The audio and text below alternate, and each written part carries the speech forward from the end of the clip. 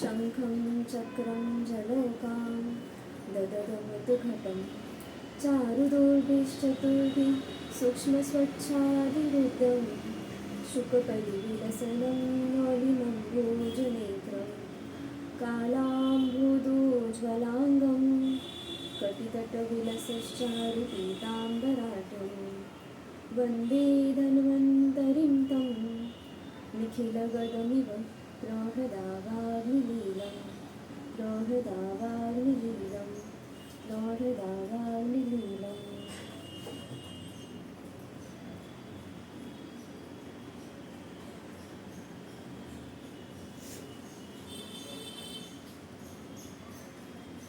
Last time हमने 14 श्लोक तक कंप्लीट किया था, तो आज हम उसके आगे से स्टार्ट करते हैं।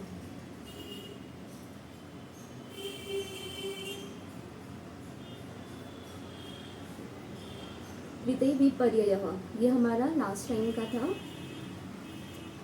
उसके आगे है रसायः स्वादु अम्ल लवण तिक्तोष्ण कषायकाः षड्द्रव्यमाश्रितास्ते च यथापूर्वं बलावः। रस जो है वो कितने होते हैं, तो स्वादु अम्ल लवण तिक्त कटु और कषाय। यहाँ पर आप इसका सीक्वेंस ध्यान में रखिए कि स्वादु अम्ल लवण और तिक्त कटु कषाय है, कटु तिक्त कषाय नहीं है, ठीक है। तिक्त कटु एंड कषाय।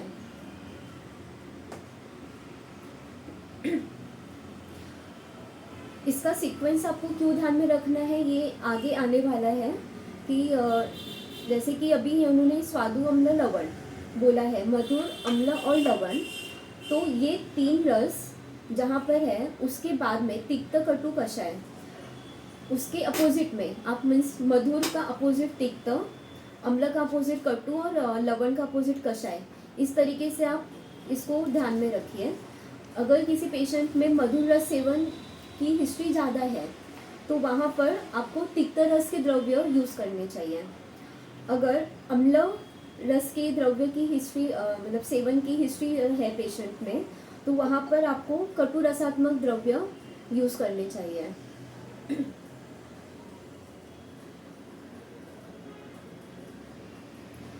अगर किसी पेशेंट में लवण रसात्मक द्रव्य सेवन की हिस्ट्री ज़्यादा है तो वहाँ पर आपको कषाय रसात्मक द्रव्य यूज़ करने चाहिए।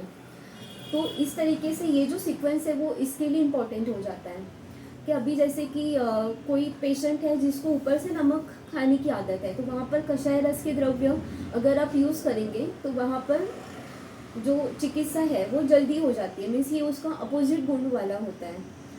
जैसे कि अगर कोई पेशेंट ज़्यादा नमक खाता है तो वहाँ पर कषाय रस प्रधान अगर आप हरितकी का यूज़ करते हैं, तो हरितकी कषाय रस प्रधान अगर वहाँ पर आप यूज़ करेंगे तो वो पेशेंट को जल्दी फर्क पड़ता है। और प्लस हरितकी जो है वो लवण रस उसमें नहीं है, बाकी के सारे रस हैं, तो यहाँ पर उसमें लवण रस ना होने की वजह से आप वहाँ पर जब कषाय प्रधान रस का हरितकी यूज़ करते हैं पेशेंट में, तो यहाँ पर क्या होता है कि पेशेंट के बॉडी में ऑलरेडी लवण रस ज़्यादा है, वहाँ पर आप हरितकी का यूज़ कर रहे हैं जो कि उसके अपोजिट है। तो यहाँ पर हरितकी के पांचों रस और प्लस उसके बॉडी में जो पहले से लवण रस है, ऐसे मिलकर उसके बॉडी में षड्रसात्मक कार्य हो जाता है। और षड्रसाभ्यासो बल करणाम श्रेष्ठ, ऐसा आचार्य चरक कहते हैं। तो इस तरीके से हम लोगों को एक एक जगह पर अलग अलग विचार जो है वो करना रहता है। नेक्स्ट, तत्राद्य मारुतं घ्नन्ति त्रयस्तिक्तादयः कफम कषाय तिक्तम मधुराः पित्तम अन्ये तु पूर्वते। अब यहाँ पर जो पहले तीन रस हैं, तत्र आद्या मीन्स जो पहले की तीन है वो मारुत घ्नन्ति मीन्स ये जो मधुर अम्ल लवण है वायु का शमन करते हैं। बीच के जो है तिक्त आदय, सॉरी जो लास्ट के है तिक्त आदि, तिक्त कटु कषाय वो कफ का शमन करते हैं। और जो कषाय तिक्त मधुर, ये सीक्वेंस में इस कषाय तिक्त और फिर मधुर ये जो है पित्त का शमन करते हैं। मीन्स मधुर जो है वो सबसे ज़्यादा शमन करेगा, कषाय फर्स्ट नंबर पे, तो तिक्त सेकंड नंबर पे, एंड मधुर जो है वो थर्ड नंबर पे मीन्स वो सबसे ज़्यादा पित्त का शमन करने वाला द्रव्य है।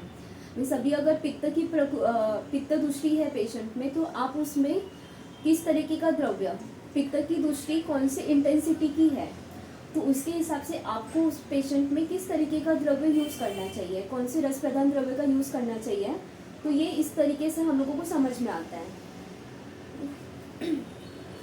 नेक्स्ट, शमनम कोपनम स्वस्थ हितम द्रव्यम इति द्विधा। सभी यहाँ पर द्रव्य के भेद है कि आचार्य ने क्या बोला है कि शमन, कोपन और स्वस्थ हित, स्वस्थ के लिए हितकारी, इस तरीके से 3 द्रव्य के प्रकार हैं। अब हम जब पेशेंट को चिकित्सा करते हैं तो हमारी चिकित्सा द्रव्य से होती है, मीन्स द्रव्य और अद्रव्य चिकित्सा इस तरीके से हम कर सकते हैं। हम मोस्टली द्रव्य चिकित्सा करते हैं, अगर अद्रव्य चिकित्सा कर भी है तो भी हम कुछ ना कुछ तो द्रव्य उसको देते ही हैं पेशेंट को। तो यहाँ पर अब आप जो पेशेंट को द्रव्य देने वाले हो वो किस तरीके का देना है, ठीक है। अभी जैसे कि हमने एग्जाम्पल देखा कि यहाँ पर अगर पित्त दूषित है, सपोज अगर कोई पेशेंट आता है आपके पास में कि जिसमें पित्त दुष्टि है, उसका हेतु हम लोग पकड़ लेते हैं कि उसको तीखा मीन्स कटु रस सेवन की हिस्ट्री ज़्यादा है, मीन्स उसको तीखा खाना पसंद है। अब वो जो तीखा खाना है कि अगर सपोज एक पेशेंट आता है कि जो नॉर्मल खाने में उसको थोड़ा सा स्पाइसी पसंद है, अब दूसरा पेशेंट है कि जो स्पाइसी खाता है लेकिन वो इतना स्पाइसी खाता है कि अगर नॉर्मल इंसान वो स्पाइसी खाए तो उसकी आँख से पानी आने लगे, ठीक है। यहाँ पर तीखा खाना यही हेतु है, ठीक है। पित्त दृष्टि है लेकिन पेशेंट का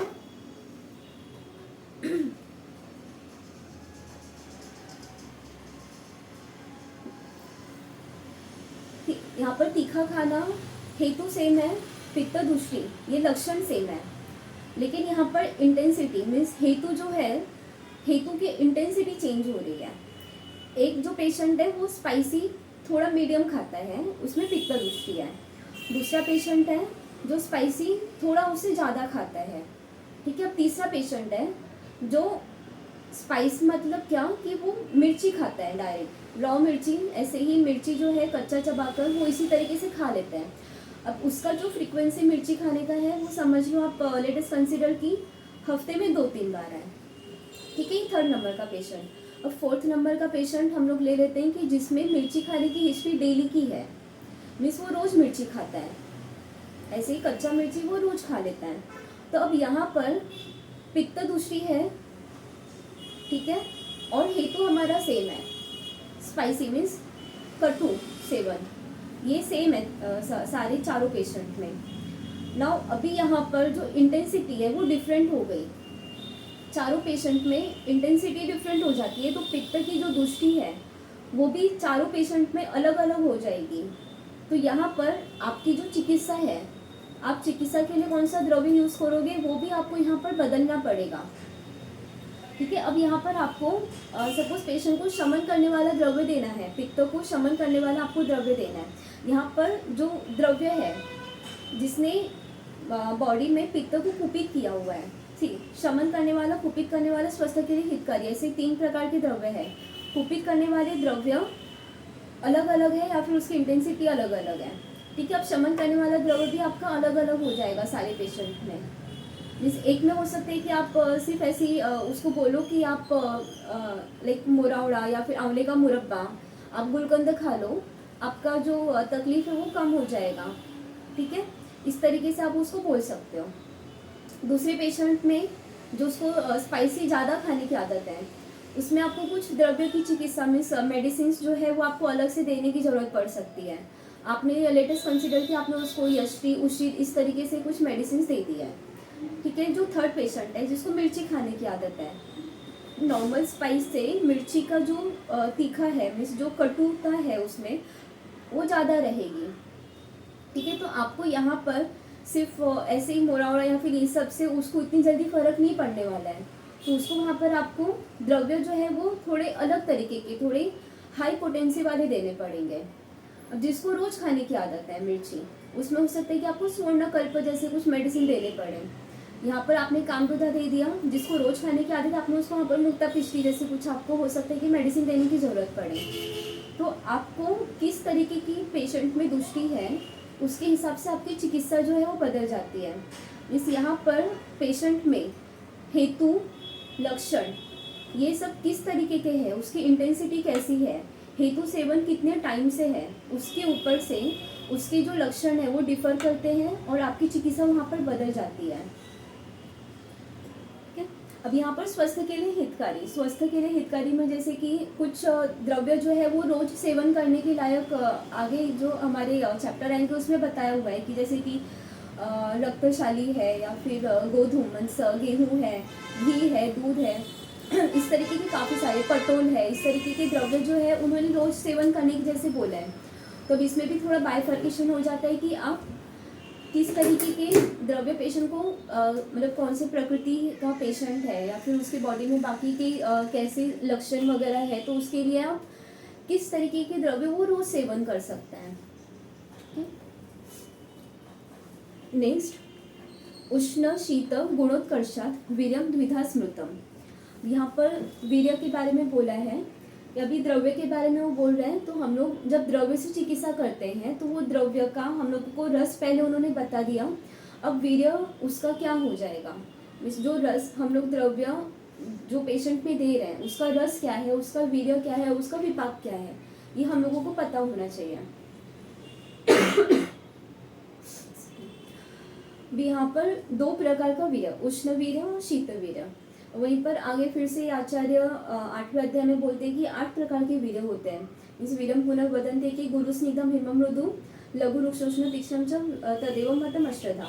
इस गुरु स्निग्ध हिम मृदु, ये फिर लघु रुक्ष तीक्ष्ण, इस तरीके से उन्होंने जो वीर्य है वो 8 प्रकार के बोले हैं।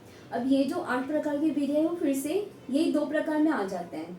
मीन्स अभी यहाँ पर गुरु स्निग्ध हिम मृदु ये जो है वो सारे के सारे शीत वीर्य में, और जो नीचे आ जाते हैं लघु रुक्षोष्ण तीक्ष्ण ये जो है वो उष्ण वीर्य में आपका काउंट हो जाता है।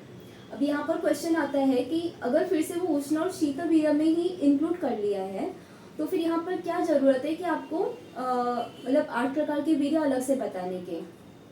तो कोई कोई द्रव्य जो है मीन्स वो शीत वीर्य है या फिर उष्ण वीर्य। अभी जैसे कि सारीवा है, सारीवा अगर हम लोग देखेंगे तो यहाँ पर जब आप उसका कुछ कल्प बनाते हो या फिर जीरा के अगर आप उसका कुछ कल्प बनाते हो तो फिर वहाँ पर वो मृदु वीर्य द्रव्य है। तो मृदु वीर्य द्रव्य होने की वजह से अगर आप उसको अगर कुछ कल्प बनाते टाइम पे तो आपको उसको मृदु अग्नि देने की अपेक्षा है। अगर आप उसको तीक्ष्ण अग्नि दोगे तो वहाँ पर उसका जो कर्म है वो वहाँ पर हैम्पर हो जाता है, प्लस वो बॉडी में जाकर किस तरीके से कार्य करेगा। अभी जैसे कुटकी है वो तीक्ष्ण वीर्य है, कुटकी भेदन कार्य करता है वो तीक्ष्ण वीर्य से करता है। ठीक है, वहीं पर जैसे कि कंटकारी है तो कंटकारी उतनी तीक्ष्ण नहीं है, कंटकारी उसके कंपैरिजन में थोड़ी मृदु है। ठीक है, कंटकारी भी सरगुण की है। तो यहाँ पर ये सब जो उसके बाकी के जो कर्म मीन्स अभी जो 8 प्रकार के वीर्य है वो उन्होंने रस या फिर इसके ऊपर से नहीं दिए, वो उन्होंने सी गुरु स्निग्ध हिम मृदु मीन्स जो गुण है वही वहाँ पर दिया हुआ है। तो यहाँ पर उसका गुण किस तरीके का है उसके ऊपर से वो जो वीर्य है उसका वो डिसाइड हो जाता है। ठीक, तो हम लोगों को वहाँ पर कहाँ वो कौन से गुण प्रधान से कौन सा द्रव्य किस तरीके का काम करने वाला है वो हम लोगों को वहाँ पर समझ में आता है। नेक्स्ट, त्रुधा विपाको द्रव्य स्वादु अम्ल कटुकात्मकः। त्रुधा विपाक मीन्स अभी ये जो द्रव्य है वो 3 प्रकार के विपाक, स्वादु, अम्ल और कटु। अब यहाँ पर हम लोगों को विपाक जानने की क्या जरूरत है, हम लोगों को विपाक क्यों पता करना है। अभी रस पता है हम लोगों को, उसका वीर्य पता है। अभी कुछ द्रव्य जो होते हैं वो रस से काम करते हैं, कुछ वीर्य से, कुछ विपाक से। अब जैसे कि आंवला है, आंवला का रस जो है वो अम्ल है, लेकिन आंवला का जो अम्ल रस है, अम्ल रस से वो पित्त नहीं बढ़ाता।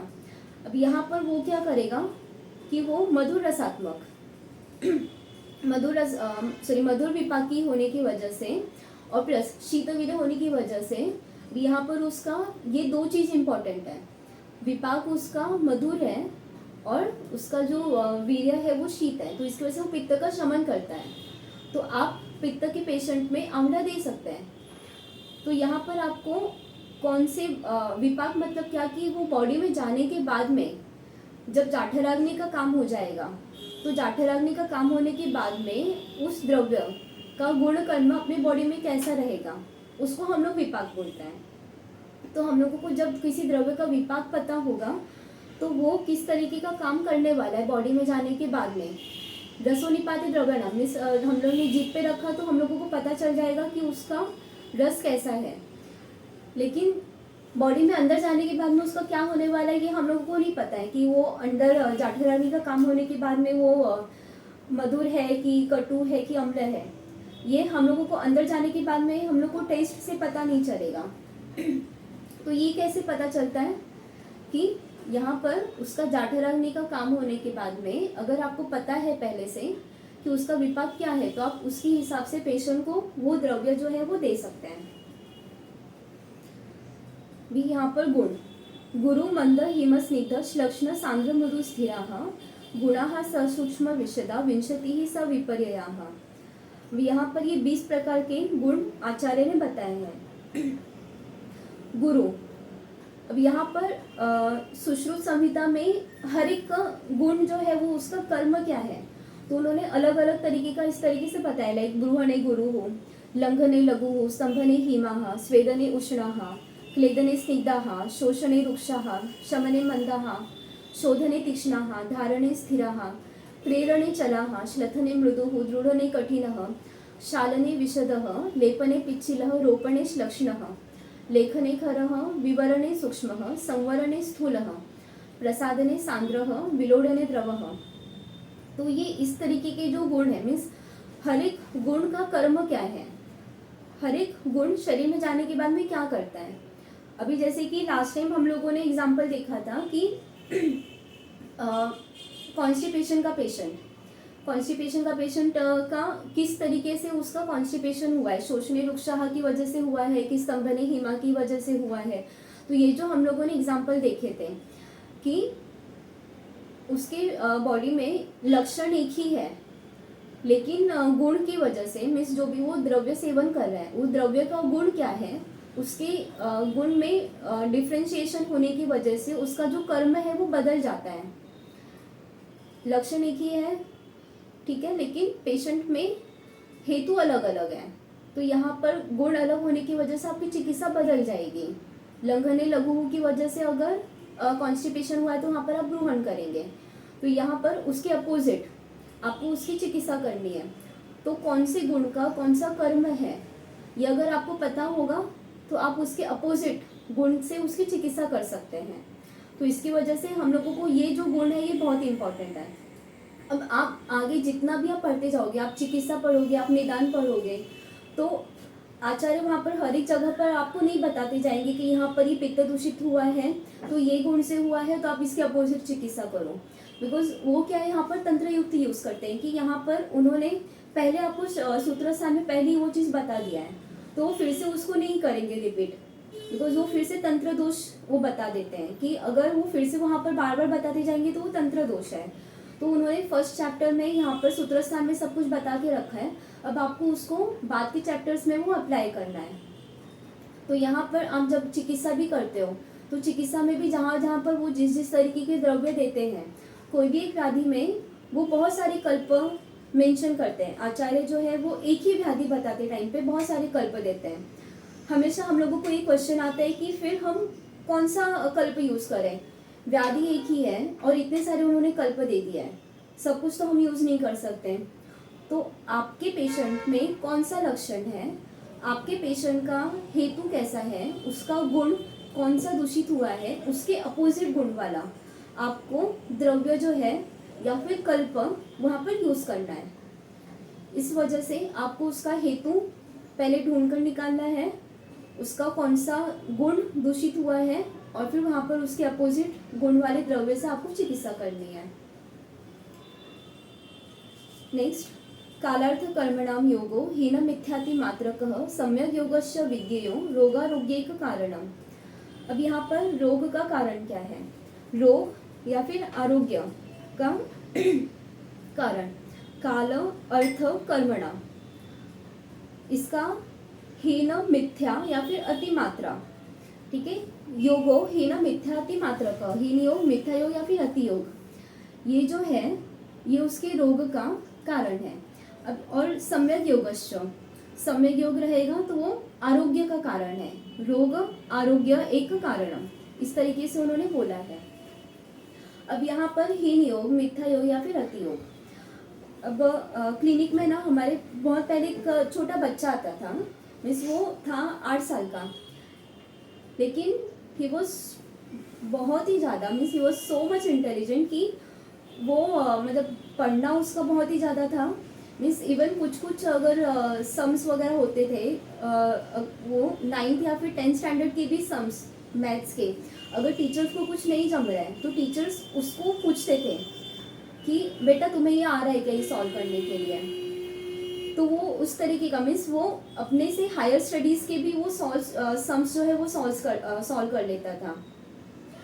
जैसे अभी उसका इतना ज़्यादा वो स्मार्ट था कि लाइक अभी किसी भी चीज़ को देख के, लाइक ग्लास है या फिर बकेट है या फिर टब है, तो उसको जस्ट देख के वो बता सकता था कि उसका वॉल्यूम कितना रहेगा।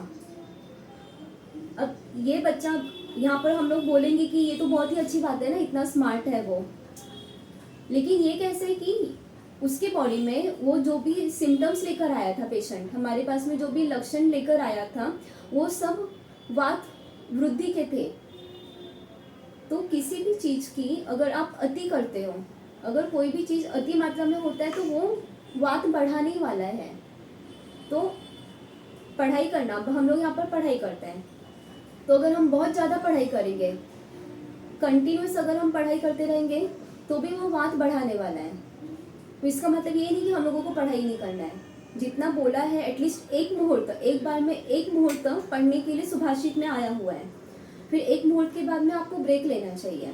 फिर अगर आपको फिर से पढ़ाई करना है तो फिर से थोड़ा ब्रेक लेने के बाद में फिर से पढ़ो। माइंड का भी कैपेसिटी होता है, तो उसके बाद में आप ब्रेक लेके फिर आप दूसरा काम करो और फिर उसके बाद में पढ़ाई करो। अभी पढ़ाई के मामले में हो गया, फिर से इसी तरीके से दूसरी चीज़ों के लिए स्क्रीन टाइम पे काफ़ी लोग रहते हैं, तो वहाँ पर भी आप कितना टाइम रह रहे हो, तो वो कितना टाइम है, मीन्स ड्यूरेशन कितना है, किसी भी व्याधि का जो हेतु है, हेतु सेवन कितने काल का है, ये बहुत ही ज़्यादा इम्पोर्टेंट हो जाता है आपको प्रोग्नोसिस के लिए। अगर किसी भी चीज़ का यहाँ पर मिथ्या योग है, मिथ्या योग मतलब क्या कि अभी जैसे कि हम लोग स्क्रीन देख रहे हैं, ठीक है, हम लोगों ने फिजिक्स में डिस्टेंस ऑफ डिस्टिंक्ट विजन सीखा हुआ है, ठीक है, तो 25 सेंटीमीटर का हम लोग अगर बुक भी पढ़ रहे हैं, 25 सेंटीमीटर का उन्होंने वो बोला हुआ है कि उतना डिस्टेंस आपका होना चाहिए। आप बहुत ही दूर से पढ़ रहे हो या फिर आप बहुत ही पास में लेकर पढ़ रहे हो, तो बहुत पास में लेके पढ़ रहे हो तो एनाटॉमी, आइस का जो एनाटॉमी है कि वो जो रेज जो वहाँ पर पास होता है, फिर उसका जो इमेज आपकी रेटिना पे जो फॉर्म होगा, तो वहाँ पर जो नॉर्मल इमेज जिस तरीके का फॉर्म होना चाहिए, बहुत ज़्यादा दूर होने पर या फिर बहुत ज़्यादा पास होने पर वो इमेज प्रॉपर फॉर्म नहीं हो पाएगा, आपके आंखों को उसके लिए कष्ट उठाना पड़ता है। तो इस वजह से उसका जो मिथ्या योग है वो वहाँ पर उसको व्याधि निर्माण करने के लिए वो हेतु हो जाएगा, ठीक है। इस मतलब ये मैं आप लोगों को एक एक एग्जाम्पल दी रही हूँ, ऐसे बहुत सारे एग्जाम्पल्स है, हीन योग, अति योग, मिथ्या में जितने भी ज्ञानेंद्रिय है या फिर कर्मेंद्रिय है, तो इन सब का, इवन मन, अभी मन एकादश इंद्रिय, अगर हम लोग उसके बारे में सोचेंगे, कोई कोई बहुत ही ज़्यादा विचार करते हैं, बहुत ज़्यादा विचार करेंगे बात बढ़ेगा, कोई रहेगा किसी भी चीज़ के बारे में थोड़ा भी विचार नहीं करेंगे, थोड़ा भी किसी भी चीज़ के लिए विचार ही नहीं कर रहे हैं, कुछ फर्क ही नहीं पड़ता है किसी चीज़ का, तो वो क्या है कि वो कफ बढ़ाने वाला है, ठीक है। अब यहाँ पर हर एक चीज़ में इस तरीके से हो जाता है।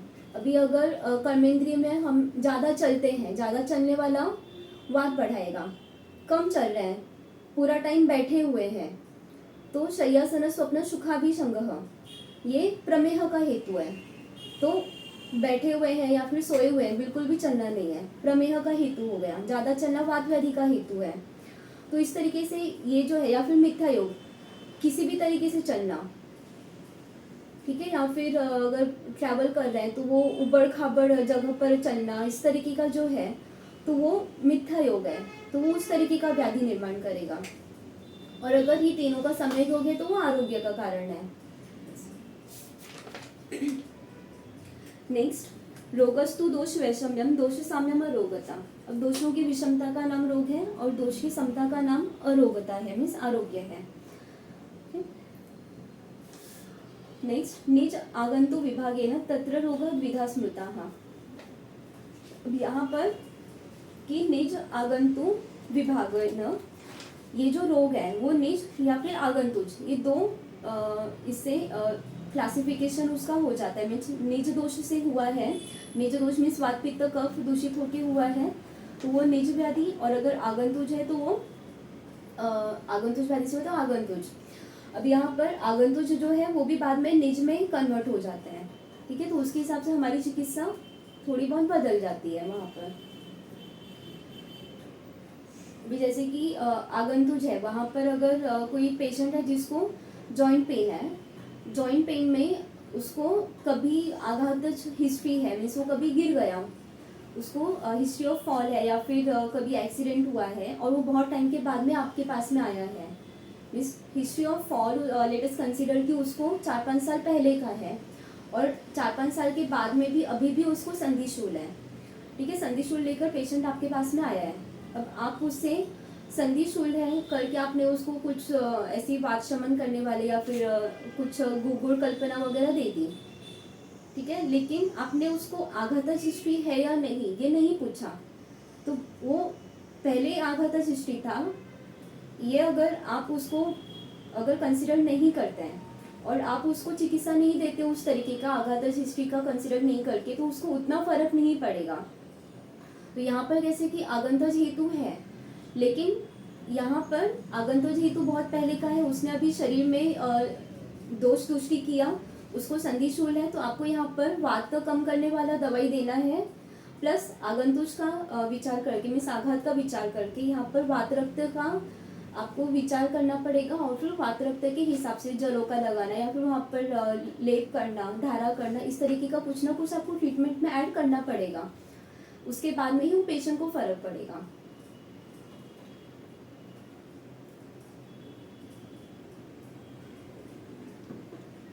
तेषां काय मनोभेदात अधिष्ठानम अपि द्विधा। रोग का अधिष्ठान, अब रोग का अधिष्ठान काय मन। अब देखिए यहाँ पर ये जो श्लोक आचार्य बोलते हैं तो यहाँ पर उन्होंने काय मनोभेदात अधिष्ठानम अपि द्विधा, अपि ये वर्ड यूज किया है। देखिए यहाँ पर उन्होंने वा मीन्स क्या, और मीन्स आइदर काय और मन, इस तरीके का नहीं, उन्होंने अपि ये वर्ड यूज किया है। एक एक छोटे छोटे वर्ड जो है ना वो बहुत ही ज़्यादा इंपॉर्टेंट हो जाते हैं हमारे पढ़ते टाइम पर। इस आपके पास में जब पेशेंट आता है तो उसको शारीरिक दोष हो, मतलब शारीरिक व्याधि हो या फिर मानसिक व्याधि हो, दोनों चीज़ें अफेक्ट होती है। मीन्स अगर उसको शारीरिक लक्षण है फिर भी उसका मन जो है वो अफेक्ट होने वाला है। अगर कुछ मानसिक व्याधि है, मीन्स डिप्रेशन है, उन्माद है, अपस्मार है, फिर भी वो पेशेंट में शारीरिक लक्षण दिखने ही वाले हैं।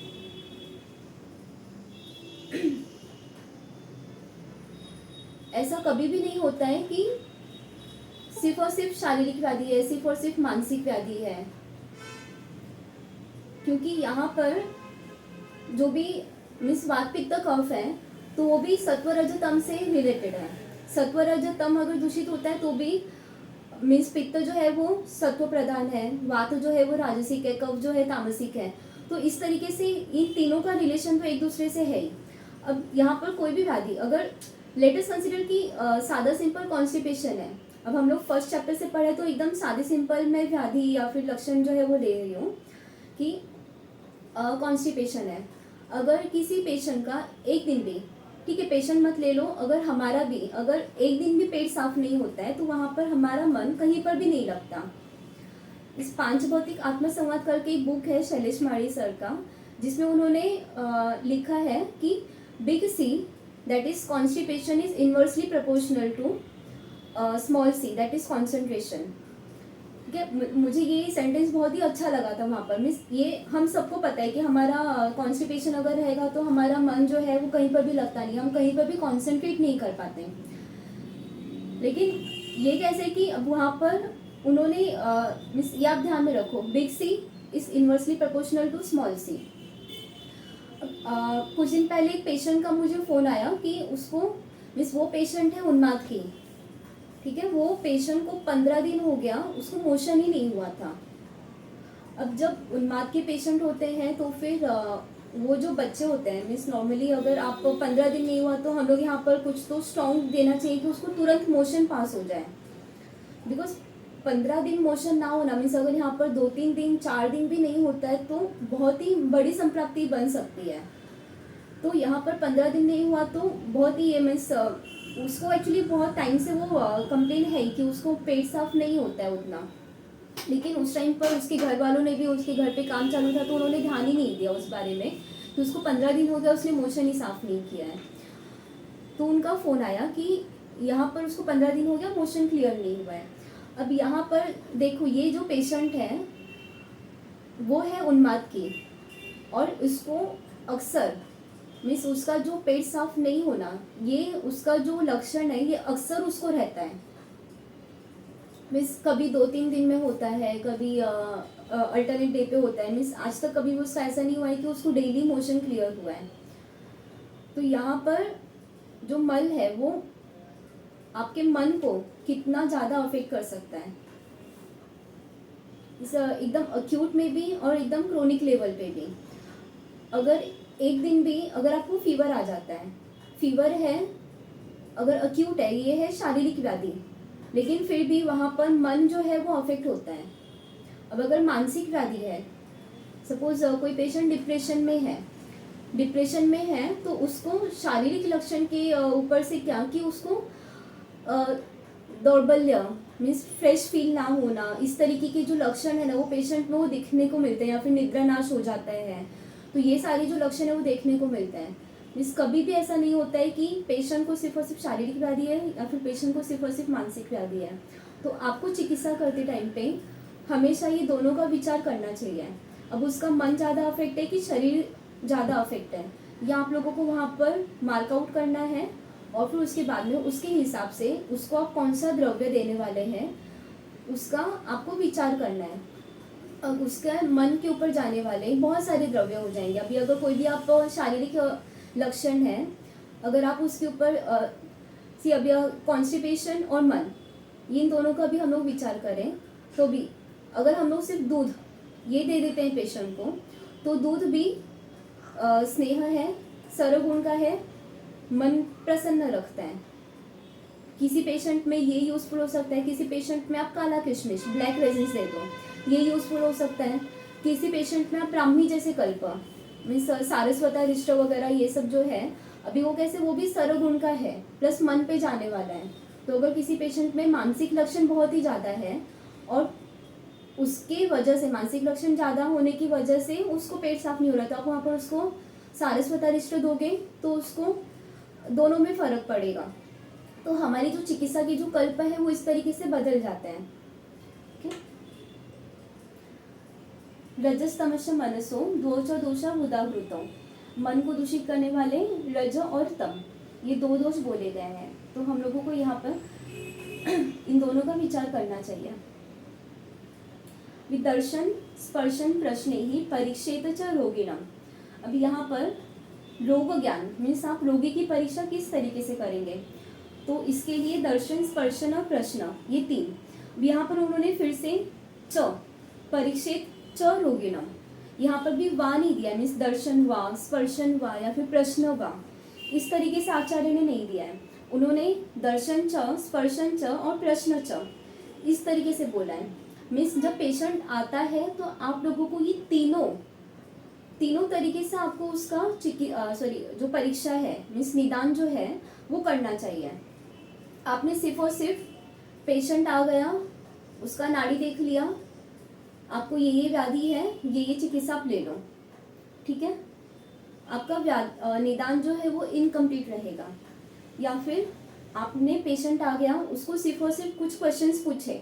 मीन्स नॉर्मली हॉस्पिटल में बैठ के ओपीडी में क्या होता है कि हम लोग सिर्फ और सिर्फ क्वेश्चंस पूछ लेते हैं, आपको क्या क्या तकलीफ है, हाँ ये सारी जो भी टैबलेट है वो आप ले लो, आपका ठीक हो जाएगा। अगर आप तीनों तरीके से करते हो तो आपका निदान बहुत बार बदल सकता है। इस ऑनलाइन कंसल्टेशन में क्या हो जाता है कि हम लोग वहाँ पर स्पर्श परीक्षा नहीं कर सकते। अभी अगर कोई स्किन डिजीज का पेशेंट है तो वहाँ पर स्पर्श किए बिना आपको ये कैसे समझ में आएगा कि उसका स्पर्श कैसा है, या फिर अगर विद्रदी है तो उसका स्पर्श वहाँ पर कैसा है।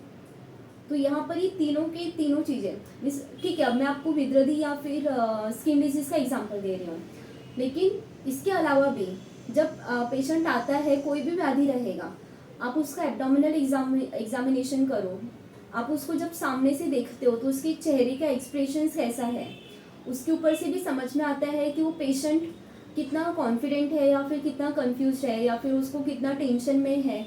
ये सारी चीज़ें उस काफ़ी टाइम देखकर समझ में आ जाती है। अगर आप उसके स्किन को टच करोगे तो उसका कितना स्निग्ध है या फिर कितनी रुक्षता है। तो ये सारी चीज़ें जो है, ये आप जब तक तीनों चीज़ें देखकर आप परीक्षा नहीं करते हो, आपका निदान जो है वो प्रॉपर नहीं होने वाला है। तो कैसे अभी ऑनलाइन कंसल्टेशन ये बहुत ही होता है, लेकिन एटलीस्ट एक बार तो आप पेशेंट को बोल सकते हो कि एटलीस्ट अगर आपको ऑनलाइन कंसल्ट भी करना है तो एटलीस्ट एक बार तो आप आइए, दिखाइए, एंड देन नेक्स्ट टाइम का जो है वो आप ऑनलाइन में कर सकते हो। आप जब तक पेशेंट को एक बार नहीं देखते हो, एक बार आप उसको स्पर्श करके नहीं देखते हो, आपका निदान जो है वो प्रॉपर नहीं होने वाला है। रोगम निदान प्रागरूप लक्षण उपशय आप्तिभिः। रोग विशेष जानने के उपाय, निदान प्रागरूप, प्रागरूप मतलब रूप के पहले जो दिखाई देता है, दैट इज पूर्व रूप। बस रूप, लक्षण, उपशय और आप्तिभिः। ठीक है, तो ये जो है ये निदान पंचक, इसके ऊपर से आपको कोई भी व्याधि का निदान जो है वो हो जाता है। हेतु क्या है, पूर्व रूप क्या है, रूप क्या है, उपशय, अनुपशय और संप्राप्ति, ये आप लोगों को हर एक व्याधि का लगाने के लिए आना चाहिए। आप सिर्फ और सिर्फ लक्षण के ऊपर से उसकी चिकित्सा नहीं कर सकते, सिर्फ और सिर्फ हेतु के ऊपर से उसकी चिकित्सा नहीं कर सकते। लक्षण क्या है, उसका हेतु क्या है, पेशेंट को किस चीज़ से फ़र्क पड़ता है या फिर नहीं पड़ता है, किस चीज़ से उसके लक्षण बढ़ते हैं, कम होते हैं, ये सब पता होगा तो आप उसका संप्राप्ति जो है वो अच्छे से लगा सकते हैं। भूमि देह प्रभेदेन देशम अंगुरीह द्विधा।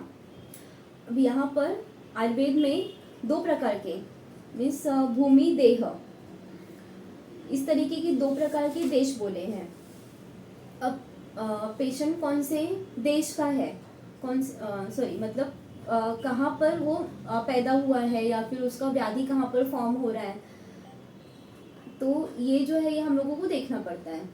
अब कोई पेशेंट है जिसको कुछ समय से व्याधि है, यहाँ पर मीन्स अभी अगर हेयर फॉल का पेशेंट है, वो पहले कहीं और पर रहता था और अब कहीं और पर रहने के लिए आ गया है, और उसका यहाँ पर आने के बाद में मीन्स सपोज कंसिडर कि वो मुंबई में अभी रहने के लिए आया हुआ है, उसके पहले वो नॉर्थ साइड में रहता था। तो अगर उसका देश बदल रहा है और फिर देश बदलने के बाद से उसका व्याधि स्टार्ट हुआ है, तो यहाँ पर आपकी चिकित्सा थोड़ी बदल जाती है। यहाँ पर उसको उतना फर्क नहीं पड़ेगा, बिकॉज यहाँ पर उसका देश बदलने की वजह से है, तो फिर यहाँ पर उसका निदान बदलना इम्पोर्टेंट है। निदान परिवर्जन जब तक आप करोगे नहीं तब तक चिकित्सा नहीं हो पाएगा।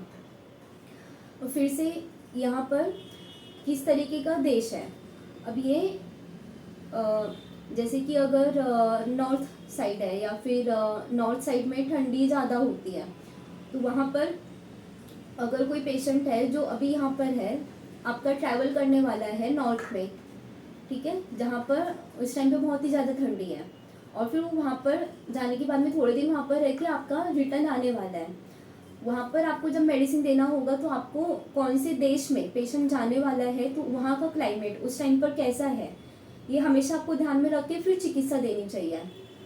मिस भले वो आपका रेगुलर पेशेंट है तो भी अगर वो देश बदल रहा है तो वो कहाँ पर जा रहा है, उसके हिसाब से आपकी चिकित्सा में आपको क्या ऐड करना है वो आपको देखना चाहिए, क्योंकि वहाँ पर जाकर फिर से देश का भी जो मीन्स कंट्रीब्यूटिंग फैक्टर है वो यहाँ पर आ जाता है। अब शरीर का देश, शरीर के कौन से देश में उसको व्याधि है। यहाँ पर ऊर्ध्व जत्रुगत है कि मिडल मीन्स आपको पाचन संस्था से रिलेटेड है, कि नीचे मीन्स शक्ति मीन्स दोनों भी शाखा, दोनों पैरों में जो भी है, या फिर हस्त मीन्स जो शाखा अस्थि संधि ये सब जो बोले हुए हैं, कौन से रोग मार्ग है, ये सब आपको यहाँ पर विचार करना चाहिए। अभी अगर सपोज कोई कैंसर का पेशेंट है तो उसको कौन सा कैंसर है, कौन से जगह का कैंसर है, ये सब हम लोगों को देखना है। अभी अगर सपोज लीवर कैंसर है, लीवर कैंसर का पेशेंट है तो यहाँ पर लीवर मीन्स यकृत जो है वो रक्त का अवयव है। अब रक्त का काम है जीवन, अब यहाँ पर वही जो अवयव है वो यहाँ पर हैम्पर हो गया है जो जीवन देता है, तो वो उतनी जल्दी ठीक नहीं होगा। ठीक है, मतलब कैंसर वैसे भी ठीक नहीं होता, बट मैं आपको एक एग्जांपल दे रही हूँ कि कौन सा आपका ऑर्गन अफेक्ट हुआ है, ये भी आपको वहाँ पर देखना इम्पोर्टेंट है। अब अगर सपोज किसी पेशेंट को फुफ्फुस में तकलीफ मीन्स कास है, ठीक है, कास फुफ्फुस से रिलेटेड है, तो रक्त फेन प्रभव फुफ्फुस, तो यहाँ पर आपको चिकित्सा करते टाइम पे रक्त पे जाने वाली दवाई, रक्त पे जाने वाले औषध देना इम्पोर्टेंट है। ओके, अब अगर किडनी का प्रॉब्लम है तो रक्त मेद प्रसादक रुको, तो रक्त और मेद ये दोनों पे जाने वाले मेडिसिन देना इम्पोर्टेंट है। जीवा है, ठीक है, शोणित कफ प्रसादजम, सॉरी हृदय का है ये, शोणित कफ प्रसादजम हृदयम, तो यहाँ पर अगर हृदय हार्ट का पेशेंट है तो यहाँ पर शोणित और कफ मीन्स कफ और रक्त ये दोनों के ऊपर जाने वाले आपको मेडिसिन देने इम्पोर्टेंट है। तो आपके शरीर का कौन सा अवयव, कौन सा पार्ट अफेक्टेड है, उसके ऊपर से भी आपकी चिकित्सा जो है वो बदल जाती है। इस कौन सा दोष या फिर कौन सा धातु वहाँ पर अफेक्ट हो रहा है वो आपको वहाँ पर मार्क आउट करना है और फिर उसके हिसाब से चिकित्सा करनी है। जांगलम वात भूयिष्ठम अनुपम तु कफुलवर्णम साधारणम सममलम त्रुधा भूदेशम आदिशेत। यहाँ पर जांगल वात भूयिष्ठ, अनुपदेश जो है वो कफ भूयिष्ठ, जो साधारण देश है वो वात आदि तीनों प्रकार से समान रूप में रहते हैं। तो इस प्रकार से 3 प्रकार का दोष, कौन सा पेशेंट कहाँ पर रहता है तो उसके हिसाब से हम लोगों को, जैसा पहले बताया कि वहाँ पर जो देश है उसके हिसाब से वहाँ का क्लाइमेट कैसा है, वहाँ का रहन सहन कैसा है, वहाँ का खान पान कैसा है, उसके हिसाब से उसके जो दोष दुष्टि है वो थोड़े बहुत बदल जाते हैं और फिर उसके हिसाब से आपको उसका विचार करके चिकित्सा करनी चाहिए। अब जैसे कि साउथ में है, साउथ में बहुत ही ज़्यादा गर्म होता है, तो वहाँ पर देखो साउथ में गर्म होता है बहुत ज़्यादा, तो वहाँ पर उसको मैनेज करने के लिए वहाँ पर कोकोनट बहुत ही ज़्यादा होता है, तो यहाँ पर कोकोनट शीतवीर्य का है। ठीक है, तो आपको इस तरीके से मतलब वो देश के हिसाब से वहाँ का खान पान रहता है, बट वहाँ पर फिर से कौन सी दोष दुष्टि है तो उसका विचार करके आप लोगों को चिकित्सा भी उसी तरीके की देनी चाहिए। अब अगर साउथ में रहने वाला पेशेंट कोकोनट ऑयल यूज़ ना करते हुए अगर मस्टर्ड ऑयल यूज़ करेगा तो उसको तकलीफ होने वाला है। अगर आप नॉर्थ में जाओगे ठंडी के टाइम पर, वहाँ पर वो कोकोनट ऑयल यूज़ करता रहेगा तो उसको वहाँ पर तकलीफ होने वाला है। तो इस तरीके से उसका खान पान कैसा है, वो कौन से देश में है, कौन से प्लेस पे है, उसके हिसाब से उसका खान पान उस क्लाइमेट से मैच हो रहा है या नहीं हो रहा है, तो हम लोगों को ये सारी चीज़ें वहाँ पर देखनी पड़ती हैं। क्षणादि व्याधि अवस्था च कालो भेषज योगकृत, ये जो काल है ये 2 प्रकार का, एक क्षण आदि और एक व्याधि की अवस्था। अब क्षण आदि में मीन्स उसमें क्षण, पक्ष, मास, संवत्सर ये सब जो है वो सब आ जाता है। अब यहाँ पर इसका क्या इम्पोर्टेंस है, तो काफ़ी सारी जगह पर अभी जब भी हम लोग चिकित्सा करते हैं तो चिकित्सा करते टाइम पे कि कोई जो द्रव्य है वो मुहुर्मुहुर दो, कोई जो है वो मध्याह्न में दो, कोई पूर्वाह्न में दो, कोई जो मेडिसिन है वो रात्रि के समय में दो, कोई मेडिसिन जो है वो एक पक्ष देकर एक पक्ष रुकना है या फिर एक पक्ष बंद रखना है। इस तरीके से जो काफ़ी सारे इंस्ट्रक्शंस जो है वो आचार्य बीच बीच में देते रहते हैं। कोई मेडिसिन आपको कुछ टाइम देना है और फिर उसके बाद में उसको रोकना पड़ता है। अगर आप नहीं रोकेंगे तो फिर वहाँ पर उसका मेडिसिन के जो ज़्यादा अति सेवन के जो इफेक्ट है वो देखने को मिल सकते हैं। अगर पेशेंट में आपको जैसे कि प्रमेह है, प्रमेह में वहाँ पर उन्होंने पहले तो जो बहुद्रव श्लेष्मा है, जो श्लेष्मा बढ़ा हुआ है उसको कम करने के लिए चिकित्सा बोलते हैं, लेकिन बाद में वो वहाँ पर ग्रहण भी करने के लिए बोलते हैं। अगर आप ग्रहण नहीं करेंगे तो वहाँ पर उसका वात बढ़ते जाएगा और फिर वो जो पेशेंट है वो वातज प्रमेह में कन्वर्ट हो सकता है। तो इस तरीके से हम लोगों को हमेशा ये सब देखना पड़ता है। अब व्याधि की अवस्था, व्याधि की अवस्था किस तरीके की है, नूतन है कि जीर्ण है, या फिर अभी अगर जैसे कि विद्रदी है तो वो पक्वावस्था है, पच्यमान अवस्था है कि अपक्वावस्था है, ये सब जो उसकी व्याधि की अवस्था है। या फिर अभी जैसे मैंने आपको पित्त का एग्जांपल दिया था कि पित्त दृष्टि हुआ है, पेशेंट में पित्त दृष्टि है, सबका हेतु सेम है। 4 पेशेंट का एग्जांपल दिया, हेतु सेम है, लेकिन इंटेंसिटी सारे पेशेंट की अलग है। तो यहाँ पे व्याधि की अवस्था मीन्स यहाँ पर पित्त दृष्टि सेम है, मीन्स पेशेंट में 4 पेशेंट है, चारों पेशेंट में कंप्लेंट सेम है पित्त दृष्टि, ठीक है, पित्त विकृति हुई है, हेतु भी आपका सेम है, लेकिन यहाँ पर इंटेंसिटी अलग अलग है, मीन्स अवस्था उसकी बदल गई तो आपकी चिकित्सा भी यहाँ पर बदल जाएगी। तो यहाँ पर आपको, इसलिए हम कोई भी हेतु जब पेशेंट से पूछते हैं तो उसका हेतु का कितने ड्यूरेशन से वो पेशेंट का हेतु सेवन है और प्लस इंटेंसिटी किस तरीके की है, ये सब वहाँ पर मैटर करता है। कुछ साल पहले मैंने एक पेशेंट देखी थी जिसको कैंसर था। अब वो कैंसर उसको था एनल कैंसर की वो पेशेंट थी, एनल कैंसर की पेशेंट। अब उसको हेतु जब हम लोग देखने गए तो फिर बहुत सारे उसको खाने पीने के जो भी हेतु थे वो उसके बहुत ही बेकार थे, मीन्स वो उसको स्प्राइट पीने का आदत, ऑलमोस्ट डेली वो स्प्राइट पीती थी, पापड़ वो डेली पापड़ खाती थी, बासी खाना वो रोज खाती थी। तो ये जो 3 हेतु है, अब ये 3 हेतु ऑलमोस्ट अभी सारे के सारे जितने भी यहाँ पर हैं सब में ये हेतु कभी ना कभी तो होता रहेगा। लेकिन सबको कैंसर होता है क्या? सबको कैंसर नहीं होता। क्यों? क्योंकि यहाँ पर उसका जो फ्रीक्वेंसी है, उसका जो इंटेंसिटी है वो बदल गया। वो पेशेंट ये सेम हेतु जो है उसका 25 से 30 साल से चालू था, 25 से 30 साल ये हेतु सेवन के बाद में उसको कैंसर डेवलप हुआ है। ऐसा नहीं कि अभी ये हेतु सेवन किया, 2-3 दिन किया या फिर महीना भर किया तो कैंसर हो जाएगा, वैसा नहीं होता है। तो यहाँ पर आपका अवस्था इम्पॉर्टेंट हो जाता है, ठीक है। हेतु आपका किस तरीके का है उसके ऊपर से आपकी जो अवस्था है व्याधि की वो बदल जाती है।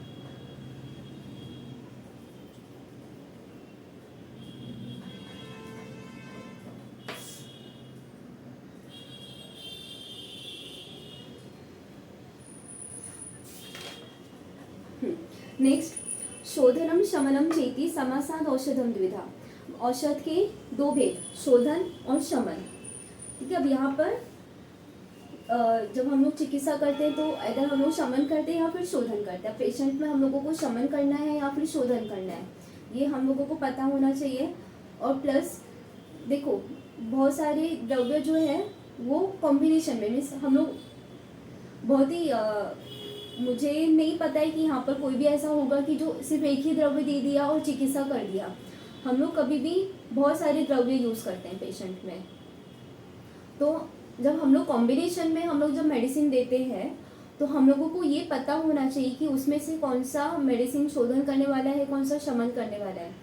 बहुत बार हम लोगों को कॉम्बिनेशन इस तरीके का देना होता है कि शोधन के साथ में आप शमन भी दे दो कि पेशेंट का ज़्यादा शोधन ना हो, इस उससे बल हानि ना हो।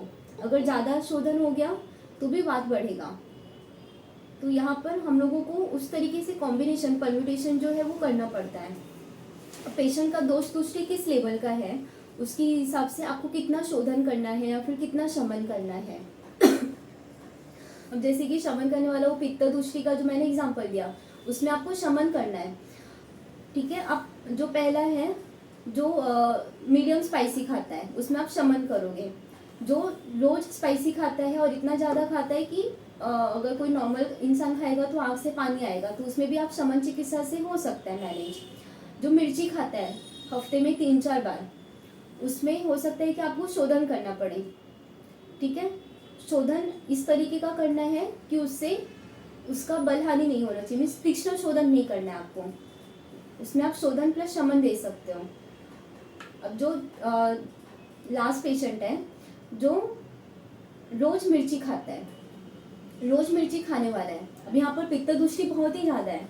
अब यहाँ पर हमारे दिमाग में ये आएगा कि यहाँ पर रोज मिर्ची खाता है, पित्त दृष्टि बहुत ही ज़्यादा है, इसको रेचन करना चाहिए। अब आप यहाँ पर रेचन करोगे, लेकिन फिर से आपको यहाँ पर ये विचार करना है कि तीखा खाता है तो यहाँ पर इसकी बल हानि भी हो सकती है, बिकॉज वो जो है वो बल को कम करने वाला है। कटुरस जो है वो बल को कम करता है। तो यहाँ पर आप उसको, अगर आप शोधन देते भी हो तो आपको यहाँ पर मृदु शोधन प्लस शमन इस तरीके का देना पड़ेगा। ठीक है। शरीरजानं दोषाणां क्रमेण परम औषधम बस्ती विरेको वमनम तथा तैलम घृतम मधु। यहाँ पर शरीरजानं दोषाणां मीन्स शरीर के जो भी दोष हैं उसके लिए बस्ती, विरेचन और वमन ये परम औषध है, तथा तैलम घृतम मधु। यहाँ पर जो ऊपर शोधन और शमन, सी ऊपर के श्लोक का रिलेशन नीचे के श्लोक से रहता है, तो उन्होंने वहाँ पर शोधन और शमन बोला है ऊपर के श्लोक में, तो नीचे उन्होंने बताते टाइम पे उसी तरीके से बताया। मीन्स शोधन जब आपको देना है तो बस्ती, विरेक और वमन, और जब आपको शमन देना है तो तैल, घृत और मधु। तेल, घृत और मधु में सिद्ध तेल या फिर सिद्ध घृत किस तरीके से आप देते हो पेशेंट को। ठीक है। धी धैर्य आत्मादि विज्ञानम मनोदौषधम परम। मानसिक दोष के लिए धी, धृति और आत्मा।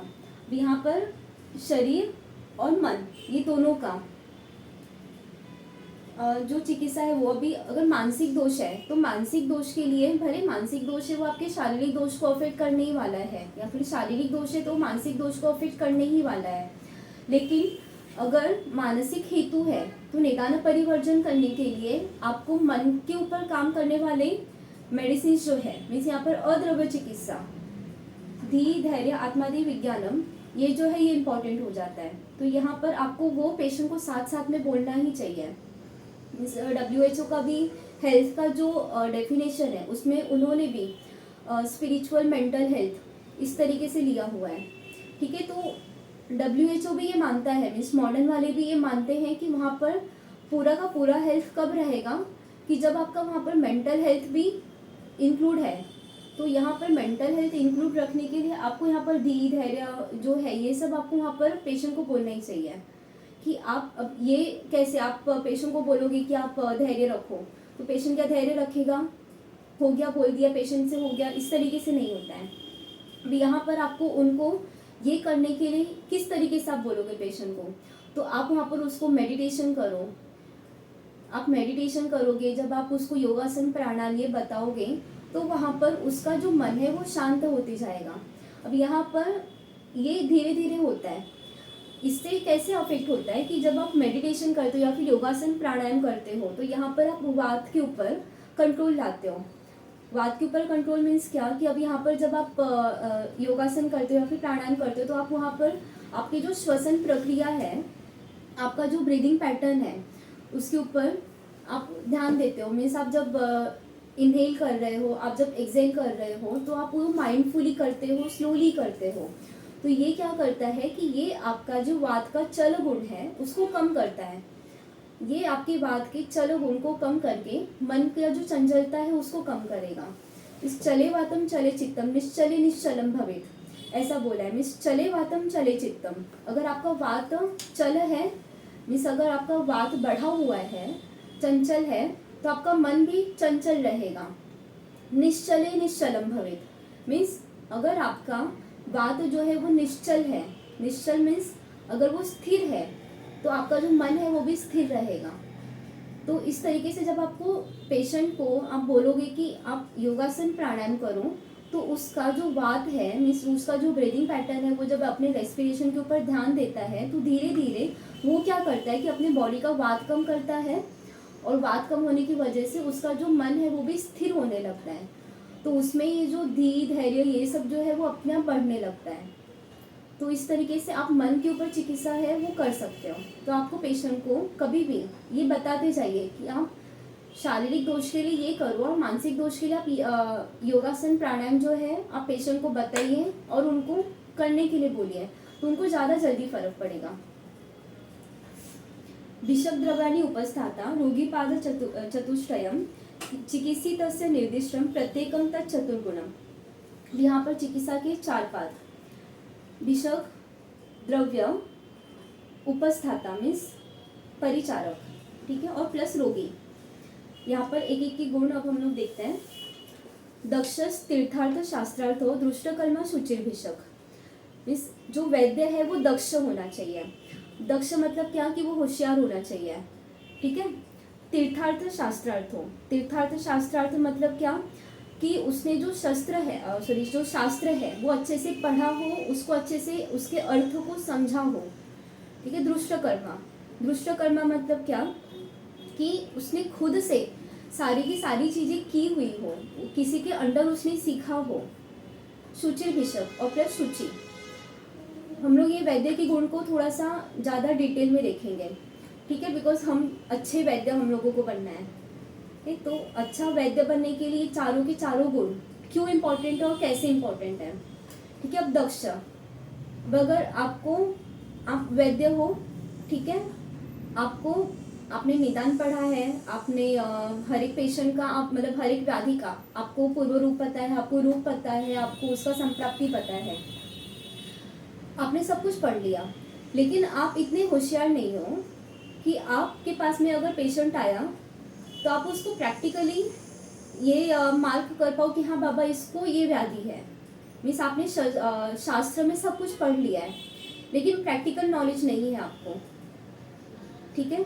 या फिर आपको इतना ये मीन्स पेशेंट है आपके सामने और वो पेशेंट आपके ऊपर कितना विश्वास के साथ में है। मीन्स आप अभी जैसे कि दर्शन स्पर्शन प्रश्न हम लोगों ने ये देखा यहाँ पर, तो आपने उसका निदान कर दिया, ठीक है। अब यहाँ पर जैसे कि निदान हम लोगों ने किया उसका, ये मिर्ची खाने का एग्जाम्पल दिया था मैंने।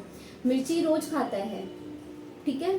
यहाँ पर हमने शास्त्र पढ़ा है कि उसका मिर्ची खाने की वजह से पित्त बढ़ गया, लेकिन मिर्ची खाने की वजह से उसका वात भी बढ़ेगा, ठीक है। कटु रस जो है वो वात भी बढ़ाएगा, तो वात बढ़ने की वजह से अब यहाँ पर आपको उसको किस तरीके का चिकित्सा करना है, परम्यूटेशन कॉम्बिनेशन पेशेंट का किस तरीके से करना है द्रव्य का, ये आपको उसका कल्प कौन सा यूज़ करना है, घृत यूज़ करना है कि वहाँ पर उसको बस्ती देना है, अगर बस्ती देना है तो आपको किस तरीके की बस्ती देनी है, ये सब जो परम्यूटेशन कॉम्बिनेशन है ये आप किस तरीके से लगा सकते हो पेशेंट में उसको चिकित्सा करते टाइम पे।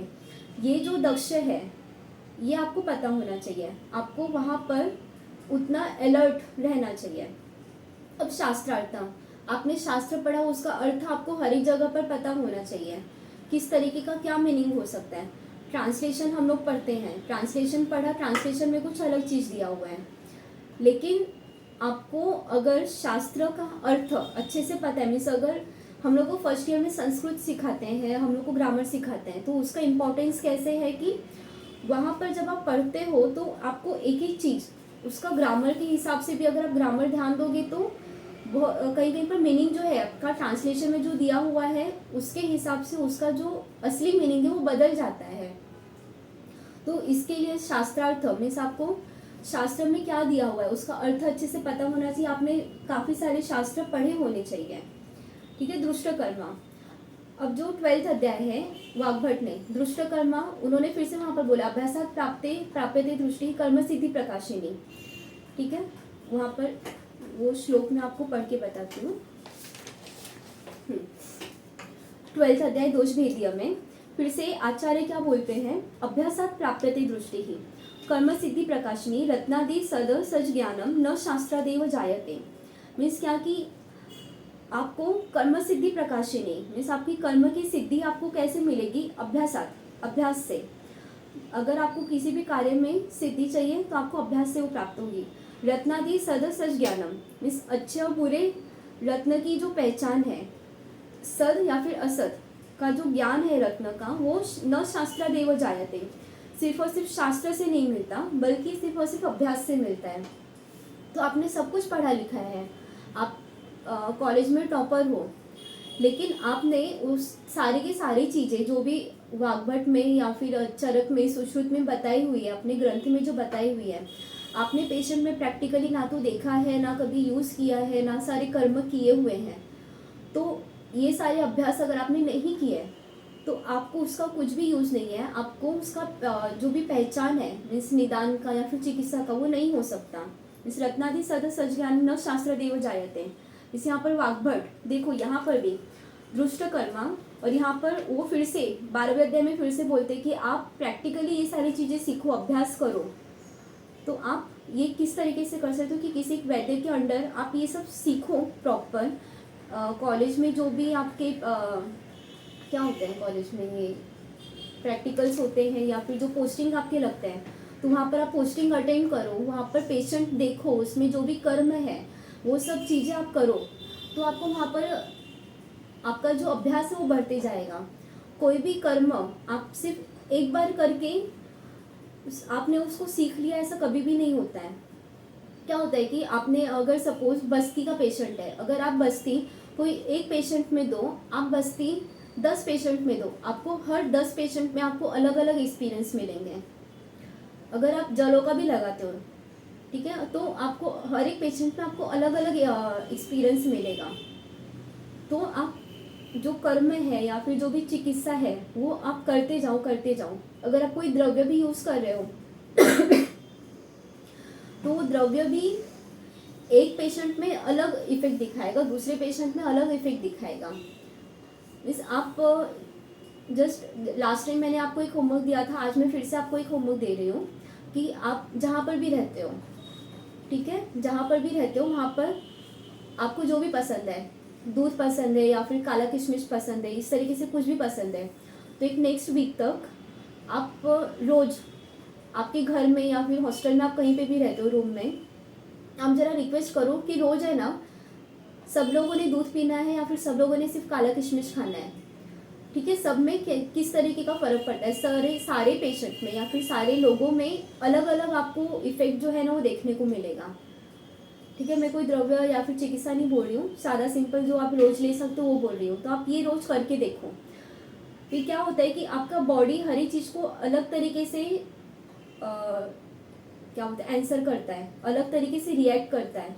तो यहाँ पर आपको उतना दृष्ट कर्म अगर आपने वो देखा होगा तो आपको समझ में आएगा। कोई पेशेंट सुकुमार है या फिर कोई पेशेंट मृदु कोष्ठी है, आप उसको अगर तीक्ष्ण विरेचन दे दोगे तो वहाँ पर पेशेंट को अति योग दिखेगा। तो ये जब तक आपने खुद से नहीं किया होगा, अभी पेशेंट मृदु कोष्ठी आपको कैसे पता चलेगा, जब तक आपने पेशेंट नहीं देखा होगा तब तक आपको ये चीज़ नहीं पता चलेगा। अभी जैसे मैंने आपको एग्जांपल दिया मलावष्टम्भ का, मलावष्टम्भ का पेशेंट है आपके पास में, कौन से पेशेंट को कितना किस हद तक मलावष्टम्भ है ये आपको पता होना चाहिए कि किस हद तक उसका मलावष्टम्भ है, तो उसका द्रव्य या फिर उसकी चिकित्सा आप किस तरीके का दोगे। ये जब तक आपने पहले पेशेंट नहीं देखा होगा या आप नहीं समझ सकते कि किस तरीके के पेशेंट को किस तरीके का रेचन देना है। ये दृष्ट कर्मा या फिर तीर्थार्थ शास्त्रार्थ या फिर दक्ष, ये तीनों गुण से ही आपको ये समझ में आएगा। ओके, अब यहाँ पर शुचि, शुचि की क्या ज़रूरत है। अब अगर आप पेशेंट को अटेंड करते हो, ठीक है, हर एक चीज़ से आपका कैबिन कैसा है, आपका क्लिनिक कैसा है, आपका क्लिनिक नीट एंड क्लीन है कि नहीं, ये सारे के सारे जो चीज़ें हैं ना वो पेशेंट देखते हैं। यहाँ पर मीन्स मैंने योगा एक जगह से सीखा है, तो फिर योगा के जो मेरे सर थे ना, वो एक बार उन्होंने मुझे उनको कुछ तकलीफ हो रहा था, तो उन्होंने मुझे जस्ट ऐसे ही पूछा कि मुझे ऐसा ऐसा सो तकलीफ है, और उन्होंने कोई तो डॉक्टर के पास में वो गए थे, मीन्स मैं वो डॉक्टर का नाम नहीं ले रही हूँ कि वो किसके पास में वो गए थे, कि वो वहाँ पर गए और उनको वहाँ पर जाकर उतना अच्छा नहीं लगा। क्यों अच्छा नहीं लगा? बिकॉज उनका जो क्लिनिक था उसके आसपास में बहुत ही गंदगी थी, ठीक है। कैबिन भी उनका बहुत ही ज़्यादा नीट और क्लीन नहीं था, तो यहाँ पर उनका मन जो है वहाँ पर उनको अच्छा ही नहीं लगा। तो इस तरीके का जो सूची है, अगर आपका आसपास का क्लाइमेट सूची है, मीन्स अगर साफ है, नीट एंड क्लीन है, तो आपका मन नीट एंड क्लीन रहेगा। ओके, ये पॉइंट हो जाता है। फिर से आप पेशेंट में किस तरीके का कर्म करते हो। अब अगर सपोज आपने जलों का लगाया पेशेंट को, ठीक है, पेशेंट को आपने जलों का लगाया, वहाँ पर उसका ब्लड बह रहा है, वहाँ पर बहुत ही ज़्यादा वो पेशेंट का कपड़ा खराब हो गया, ठीक है, उसका या फिर आपका ही बेडशीट खराब हो गया, तो ये कैसे कि आपका भी जो काम है वो बढ़ जाता है, प्लस पेशेंट के ऊपर भी उसका रॉन्ग इम्प्रेशन जाता है। तो पेशेंट आपके पास में आएगा ही नहीं फॉलोअप के लिए कि अरे ये डॉक्टर ने ऐसे ऐसे किया और मेरा कपड़ा खराब हो गया। छोटी से छोटी चीज़ें जो है ना वो पेशेंट देखते हैं। भी अगर सपोज आप कुछ प्रच्छान कर रहे हो, वहाँ पर आपने चूर्ण वगैरह लगाया, अब आपको इतना नीट एंड क्लीन वो लगाना चाहिए कि उसका थोड़ा सा भी चूर्ण जो है उससे पेशेंट का कुछ भी खराब ना हो, कपड़ा या फिर ऐसा कुछ खराब ना हो। इतना ये सब चीज़, छोटी से छोटी चीज़ें जो है वो मैटर करती है। अगर आप ड्रेसिंग कर रहे हो, तो सपोज चेहरे पे ड्रेसिंग करो, आपने इस तरीके का ड्रेसिंग कर दिया कि पेशेंट एकदम ही भयानक दिख रहा है, जहाँ पर आपका छोटे ड्रेसिंग से हो सकता था, ठीक है।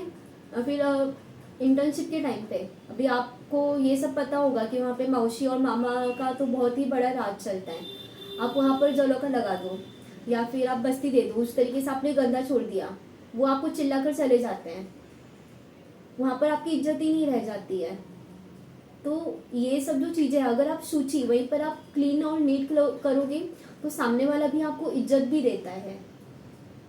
तो ये छोटी से छोटी चीज़ें जो है ना वो बहुत ही ज़्यादा मैटर करती है। इवन सिर्फ ये सूची, ये गुण की वजह से सामने वाला जो है आपको बहुत ज़्यादा इज्जत दे सकता है। तो ये आपके कर्म में आप किस तरीके से प्रेजेंट करते हो खुद को। अगर आप खुद के क्लिनिक में भी बैठते हो तो आप किस तरीके से बैठ रहे हो, बाल ऐसे बिखरे हुए हैं या फिर आपके शेविंग वगैरह नहीं किया हुआ है, खराब है, कपड़े गंदे हैं, इस तरीके से अगर आप बैठे हो और पेशेंट आ गया तो पेशेंट के ऊपर वो रॉन्ग इम्प्रेशन जाता है। See first impression is a last impression. तो यहाँ पर जो सूची है वो हर एक चीज़ का, अब ये सब बाहर का सूची है, आपका मन भी जो है वो सूची मीन्स शुद्ध होना चाहिए। पेशेंट को आपको ठीक करना है, पेशेंट को ठीक करना, ये आपका एम होना चाहिए। आपको पेशेंट से पैसा कमाना, पैसा तो हम सबको कमाना है, ठीक है, धर्म अर्थ काम मोक्ष। अर्थ जो है हमारा धर्म है, तो अर्थ जो है वो सेकंड है। हमारा धर्म क्या है, पेशेंट को ठीक करना, वो फर्स्ट है, अर्थ जो है वो सेकंड है, ठीक है। तो अर्थ को आप पहला मत लेकर आओ, ओके। तो पैसा हम सबको कमाना है, लेकिन पैसा कमाने के चक्कर में आप अपना धर्म मत छोड़ो। अपने इथिक्स को साथ में रख के आप पेशेंट को चेक करो और उसे चिकित्सा दो। सी इसके ऊपर बोलने के लिए बहुत कुछ है, एक वैद्य कैसा होना चाहिए इसके ऊपर हम बहुत कुछ बोल सकते हैं, लेकिन एक एक एग्जाम्पल मैंने दिया है। आप उस तरीके का ध्यान में रखो कि हम सबको यहाँ पर अच्छा वैद्य बनना है, ठीक है। इसकी वजह से वैद्य के ये जो गुण है वो हमेशा ध्यान में रखो कि आप में ये गुण होने ही चाहिए। दक्ष, तीर्थार्थ शास्त्रार्थ हो, दृष्ट कर्मा और शुचि। आप कोई भी कर्म करते हो, शुचि ये जो चीज़ है ना वो ध्यान में रखो। आप जब न्यू क्लिनिक ओपन करोगे तो वहाँ पर आपके पास में बहुत सारे स्टाफ नहीं होंगे कि आपने कुछ भी गंदगी कर दी और लोग आके साफ करके जाएंगे। आपको खुद का जो कुछ भी हो खुद से साफ करना है। आप जितनी भी गंदगी करोगी आपको खुद से नीट एंड क्लीन उसको करना पड़ेगा। आपने साफ नहीं किया, आपके क्लिनिक में स्मेल आएगा, क्लिनिक गंदा रहेगा, ये सब आपको ही अफेक्ट होने वाला है, ठीक है। आप कितने होशियार हो, आप कौन सी चीज़ का कहाँ पे किस तरीके से यूज़ कर सकते हो, ये आप अपना डेवलप करो तो आप एक अच्छे वैद्य बनोगे। नेक्स्ट एक लास्ट श्लोक ले लेते हैं। बहुकल्पम बहुगुणम संपन्नम योग्यम औषधम, ठीक है। अब जो आप मेडिसिन यूज कर रहे हो, बहुकल्प, बहुगुण, संपन्न और योग्य औषध, इस तरीके का होना चाहिए। अब देखो, पेशेंट कभी भी आता है ना तो बहुत सारे लक्षण साथ में लेकर आता है, कोई भी एक ही लक्षण लेकर आया ऐसा नहीं होता है। तो आपका जो द्रव्य है, आपकी जो चिकित्सा करने के लिए आप जो भी कल्प यूज़ कर रहे हो तो वो भी बहुगुणी होना चाहिए। मीन्स अगर वो 4 सिम्टम बता रहा है तो आपको कोई तो एक द्रव्य ऐसा आप सिलेक्ट करो या फिर एक कल्प ऐसा सिलेक्ट करो कि वो जो 4 लक्षण है उन सबको मैनेज कर ले, या फिर आप 4 लक्षण के लिए 4 अलग अलग दवाई दोगे तो यहाँ पर क्या हो जाएगा कि पेशेंट को फर्क पड़ेगा। ठीक है, आपने 4 लक्षण है उसके लिए 4 अलग अलग दवाई दे दी, लेकिन इसमें क्या हो गया कि एक तो पेशेंट को उतने 4 अलग अलग दवाई लेने पड़ेंगे, प्लस आपके भी मेडिसिन वहाँ पर उतने खर्च हो रहे हैं। ठीक है, पेशेंट से आप क्या बहुत ज़्यादा पैसा नहीं वहाँ पर आप मांग सकते हो। ठीक है, सादा सिंपल अगर है तो फिर आप वहाँ पर उसको एक सादे सिंपल व्याधि के लिए आप उसको 10 तरीके के मेडिसिन दे दोगे तो आप बहुत ज़्यादा उसके हिसाब से पैसा नहीं ले सकते हो। लेकिन यहाँ पर क्या होगा कि आपके द्रव्य चले गए, आपका खर्चा हो रहा है, प्लस आपको समझ में भी नहीं आएगा कि कौन सा मेडिसिन काम कर रहा है अच्छे से। तो इस वजह से आपका जो भी मेडिसिन आप यूज़ करने वाले हो बहुकल्पम बहुगुणम संपन्नम। भी संपन्नम मतलब क्या कि कोई भी द्रव्य अगर आप यूज़ कर रहे हो तो वो सारे के सारे गुणों से संपन्न होना चाहिए। ठीक है, अब यहाँ पर हम सपोज पिप्पली दे रहे हो आप पेशेंट को, उसमें कीड़ा लगा हुआ है तो वो संपन्न गुण वाला नहीं है। वो कैसे कि उसमें पहले से ही वो दूषित है। तो यहाँ पर आपके द्रव्य का पोटेंसी कैसा है, आप अगर फार्मेसी का यूज़ करते हो तो वो कितना शुद्ध है, किस तरीके का है, आपको ये भी मार्केट में क्या चालू है, कौन से मार्केट का कौन सा मेडिसिन किस तरीके का है, ये आपको पता होना चाहिए। अब अगर दूध पापेश्वर का आप मिस मैं ही आपको बता रही हूँ, एक फार्मेसी का मैं नाम लेके स्पेसिफिक, क्योंकि ये पेशेंट में हुआ है कि हमने मौक्तिक कामरूध या फिर मौक्तिक प्रवाल पंचामृत ये पेशेंट को लेने के लिए बोला, उनको तकलीफ हो रहा है पित्त की। वो पेशेंट को लेने के बाद में वो मुंह पर छाला आ गया, उनको माउथ अल्सर्स हो गए, वो इतना ज़्यादा खट्टा है, फिर क्षार युक्त था वो। तो ये कैसे कि वो फार्मेसी ने उसमें कुछ तो गड़बड़ किया, फिर उसका शोधन अच्छे से नहीं किया है। तो ये कौन से फार्मेसी का मेडिसिन वो किस तरीके का यूज़ कर रहा है, उसका कितना वो शुद्ध है, कितने अच्छे क्वालिटी का वो मेडिसिन यूज़ कर रहा है, ये आपको पता होना चाहिए। आप अगर कुछ भी यूज़ करते हो पेशेंट में, पहले आप वो खाकर देखो, पहले आप वो खुद टेस्ट करके देखो कि वो कैसा है, उसके बाद में आप वो पेशेंट को दो। ओके, उसके व्याधि के हिसाब से वो योग्य होना चाहिए। इसका जो लास्ट गुण है योग्य, पेशेंट के लिए अयोग्य इस तरीके का नहीं। ठीक है, मीन्स अभी जैसे कि किसी में आपको लेटेस्ट कंसिडर कि आपको रेचन ही करना है तो आप किसको तिक्ता दोगे, मीन्स कुटकी दोगे, किसको त्रिवृत्त देने की ज़रूरत है, किसको आरोग्य देने की ज़रूरत है। ये कौन से पेशेंट को किस तरीके का द्रव्य योग्य है ये आपको उसके हिसाब से देना चाहिए।